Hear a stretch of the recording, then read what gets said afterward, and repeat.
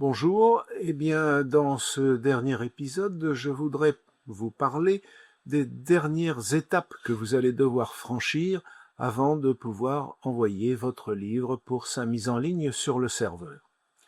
La première de ces opérations va consister à déterminer la durée d'écoute de votre livre, dont vous avez enregistré maintenant toutes les pistes, de façon à pouvoir venir l'insérer dans la troisième piste, la piste numéro 003, dans laquelle cette durée d'écoute doit être précisée. Pour ce faire, vous avez à votre disposition plusieurs possibilités. Je vais vous en montrer une immédiatement et nous en verrons une ou plusieurs autres dans la suite. Donc, le plus simple dans votre cas est de vous rendre sur l'explorateur de Windows. Voilà. Je vais aller chercher le dossier qui contient mon livre enregistré. Voilà, vous avez ici toutes les pistes du livre. À noter deux choses. D'abord, le nom des pistes, je vous rappelle. Chaque piste doit être nommée de la façon suivante. Un mot du titre, ici le titre du livre, c'est « Au bon vieux temps de Dieu ». Il faut choisir un mot là-dedans. Bon, on a choisi « temps ». Et ce mot du titre est suivi d'un tiret bas, le tiret du 8 sur les PC, et d'un numéro à 3 chiffres qui va donner l'ordre dans lequel les pistes sont à écouter. Donc ici, temps 001, temps 002, temps 003, etc. Ce livre ici a été renseigné du point de vue des métadonnées. Nous en avons donc deux qui s'affichent ici.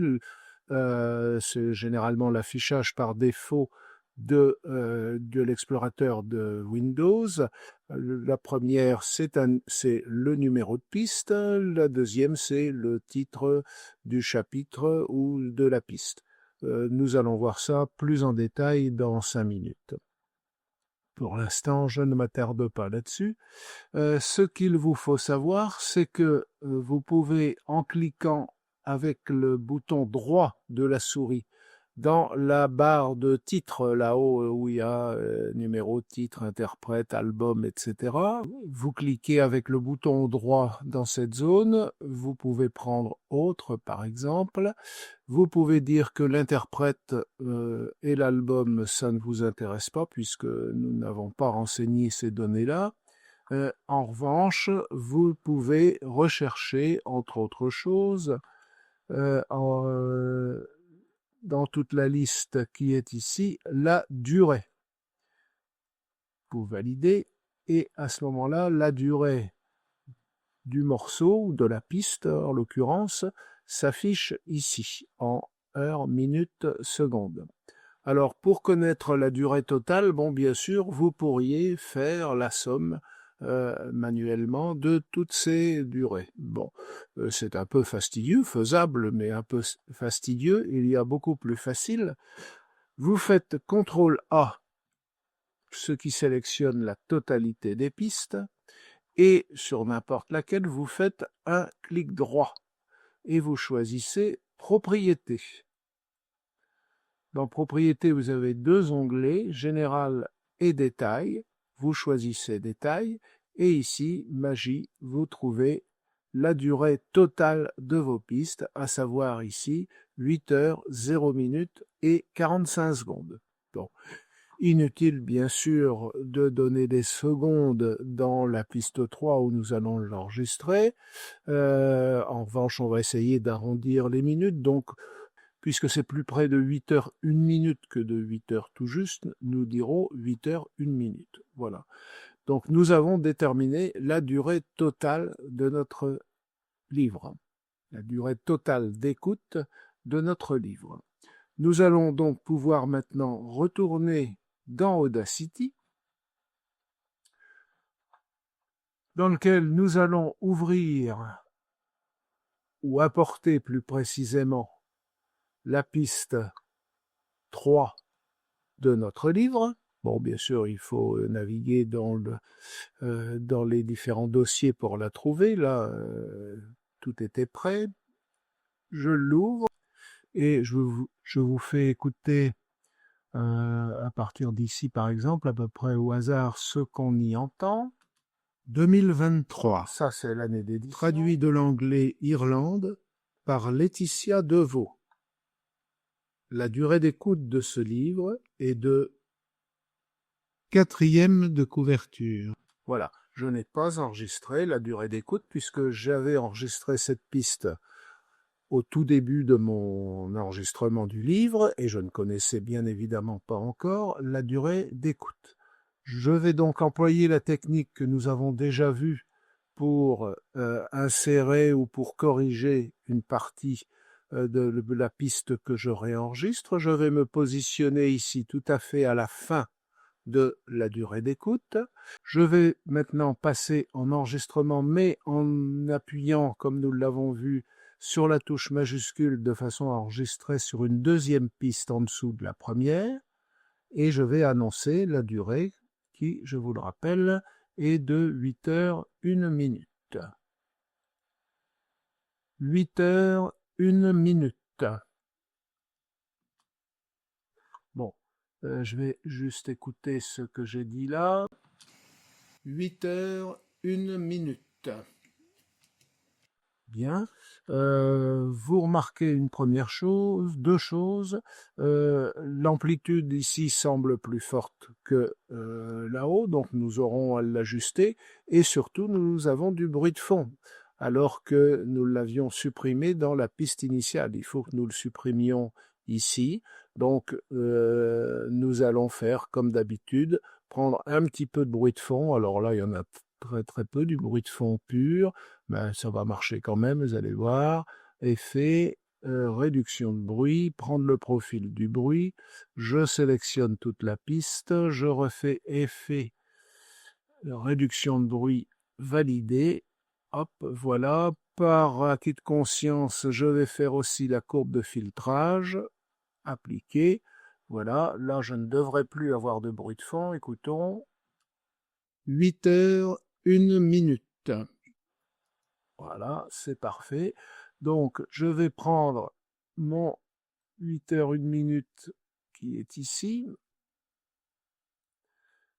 Je le copie. Je reviens sur la piste précédente.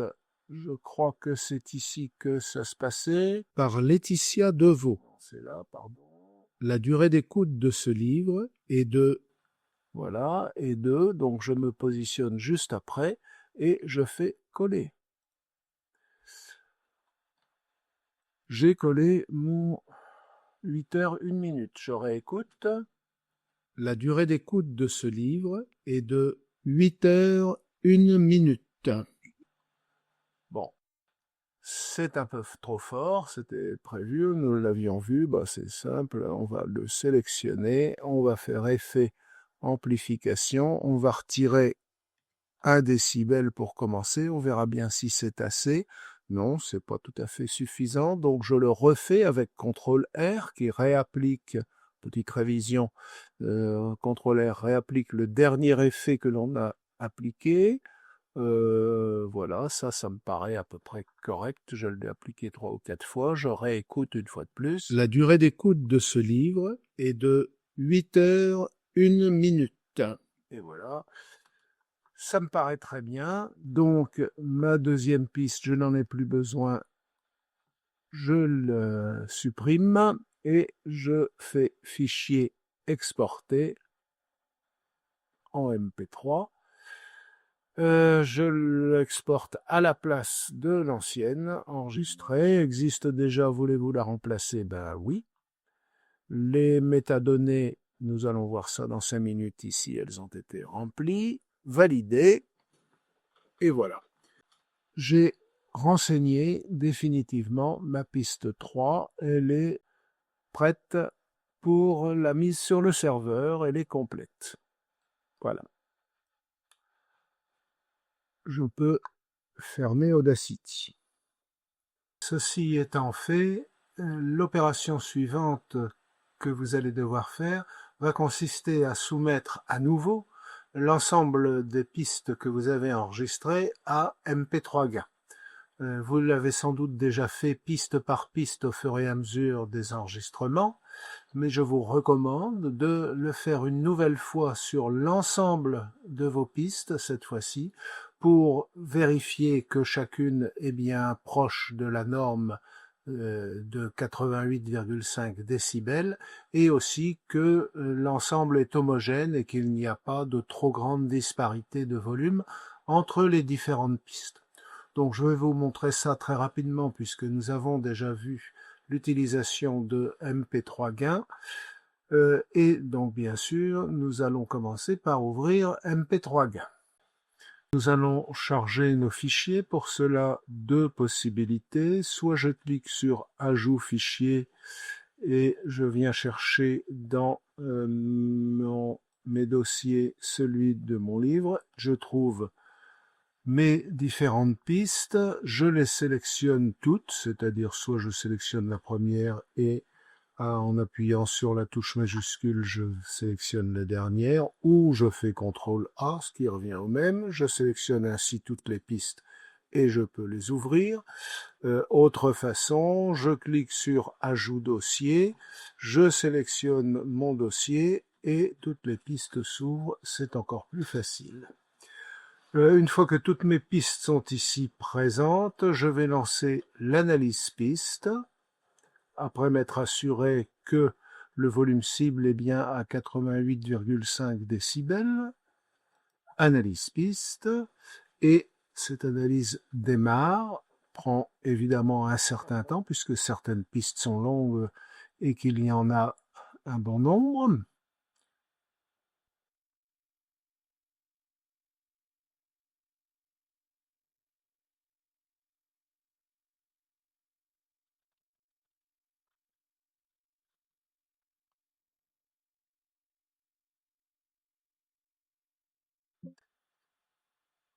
Voilà, l'analyse est terminée.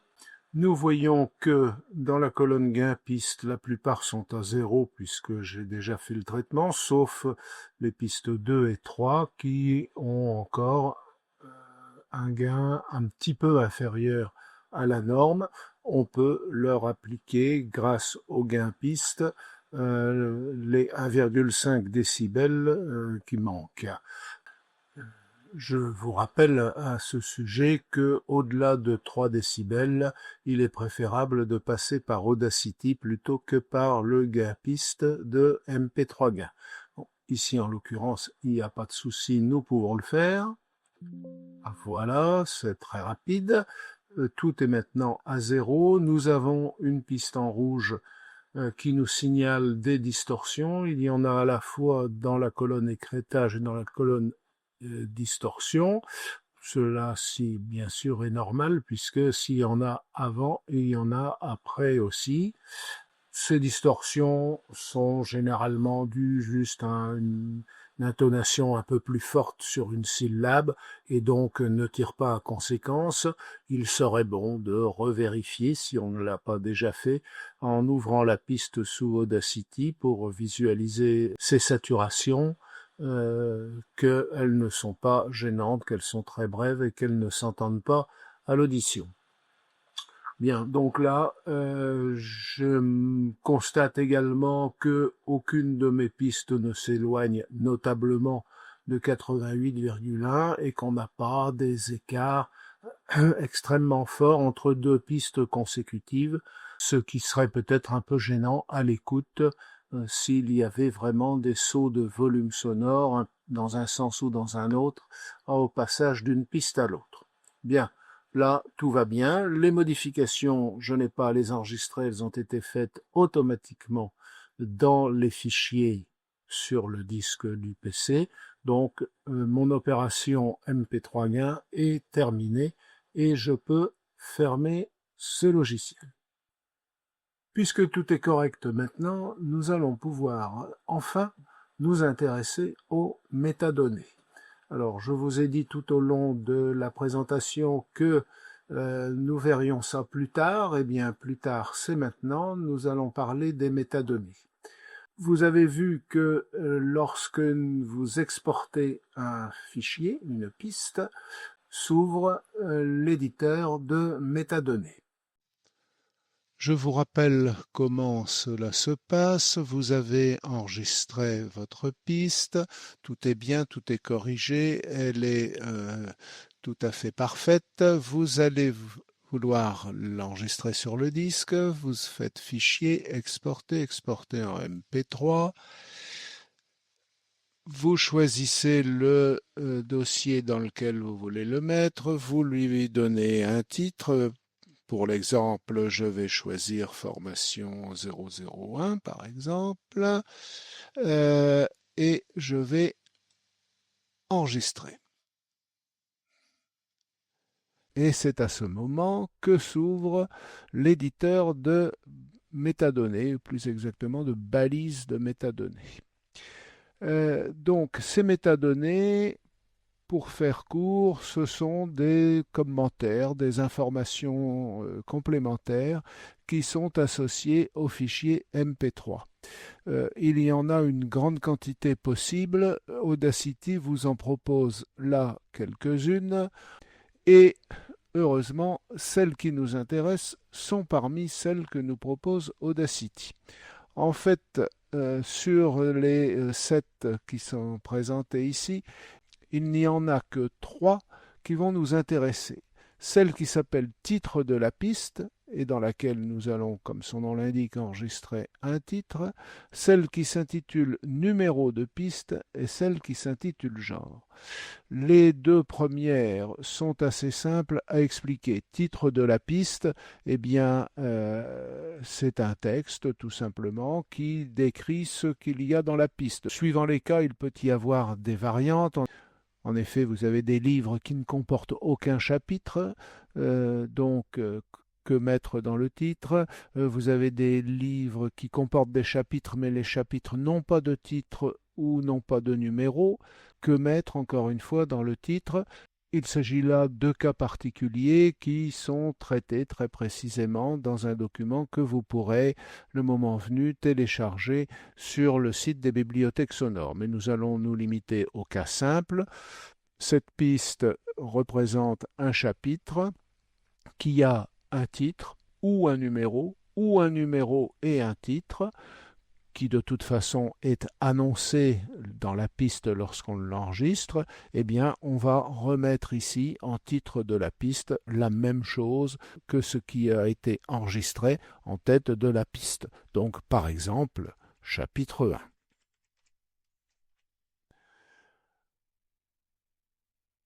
La deuxième métadonnée qui nous concerne, c'est numéro de piste. Alors là, c'est très simple. Vous vous rappelez que les pistes sont nommées avec un mot du titre suivi d'un numéro qui va donner l'ordre dans lequel ces pistes doivent être écoutées. Eh bien, c'est le même numéro que nous allons remettre ici. La seule différence, c'est que dans le nom du fichier, le numéro est mis sur 3 chiffres, et en commençant à 001 et en allant jusqu'à 999 s'il le faut. Ici, on mettra le numéro uniquement de façon numérique, sans les zéros en tête. Donc, par exemple, puisque j'ai décidé d'enregistrer cette piste sous le nom formation-001, c'est que c'est la première, et donc je mets le numéro 1. Le genre, c'est cette fois-ci un tout petit peu plus compliqué. Les livres sont, comme je vous le disais tout à l'heure, généralement divisés en chapitres, mais il peut arriver que ces chapitres soient regroupés en parties plus importantes. Si vous prenez Les Misérables de Victor Hugo, vous avez le livre 1, livre 2, etc. Dans les livres, vous avez première partie, deuxième partie, et dans chaque partie, vous avez différents chapitres. Et bien là, c'est l'exemple typique d'un livre à 3 niveaux, puisqu'il y a ce que Victor Hugo a appelé le livre 1, le livre 2, le livre 3, qui sont les plus grandes entités à l'intérieur du livre, et puis à l'intérieur de ces entités-là, il y a des entités plus petites qui sont les parties, première partie, deuxième partie, etc. Et à l'intérieur des parties, enfin, il y a l'entité la plus petite qui est le chapitre, chapitre 1, chapitre 2, chapitre 3.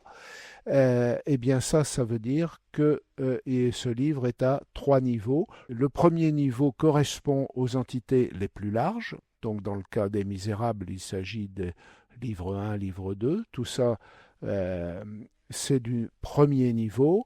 Les parties vont être du deuxième niveau et les chapitres du troisième niveau. Donc, sur la première piste du premier livre, vous mettrez niveau 1. Sur la première piste de la première partie du premier livre, vous mettrez niveau 2. Et sur les pistes qui correspondent à des chapitres, vous mettrez niveau 3. Lorsqu'il n'y a pas plusieurs niveaux, ce qui veut dire qu'il n'y en a qu'un seul, eh bien on mettra niveau 1 partout. C'est le cas le plus simple, le plus courant, évidemment. Une fois que ces 3 valeurs sont remplies, vous pouvez cliquer sur Valider. Votre piste va être exportée avec ces métadonnées que vous retrouverez et qui serviront à convertir le livre en format DAISY. Pour compléter l'utilisation des métadonnées, je vous renvoie en fait à une vidéo que vous trouverez dans le même podcast et qui s'intitule DAISY pour les donneurs de voix, puisqu'en effet ces métadonnées sont liées étroitement à l'utilisation du format DAISY. Donc dans cette nouvelle vidéo, vous aurez tout ce qu'il faut savoir sur le format DAISY et sur son implication sur les métadonnées, la façon de les remplir, leur justification, leur présentation et ce que vous devez en faire précisément. Une fois que vous aurez vu, regardé, assimilé cette vidéo sur DAISY, vous pourrez remplir avec exactitude et efficacité les métadonnées de vos différentes pistes. Vous pouvez bien sûr, pour remplir ces métadonnées comme c'est indiqué dans la vidéo, utiliser Audacity en appelant l'éditeur de métadonnées pour chaque piste. Peut-être même les aurez-vous remplis au fur et à mesure de l'exportation de vos pistes, c'est sans doute ce qu'il y a de plus commode. Toutefois, si vous le souhaitez, vous pouvez enregistrer ces métadonnées qu'à la toute fin, c'est-à-dire lorsque tout le livre a été enregistré, et non plus en utilisant Audacity, mais en utilisant un autre logiciel qui s'appelle MP3 Tag, que vous allez télécharger sur Internet. L'adresse de téléchargement s'affiche sur votre écran et est redonnée sous la vidéo. Et vous trouverez le mode d'utilisation de ce logiciel dans la vidéo sur DAISY. Eh bien, il ne me reste plus qu'à vous dire au revoir, à vous remercier de votre attention. N'oubliez pas de regarder cette vidéo sur DAISY qui vous donnera tous les compléments nécessaires et je vous souhaite bonne chance pour votre premier don de voix. Au revoir.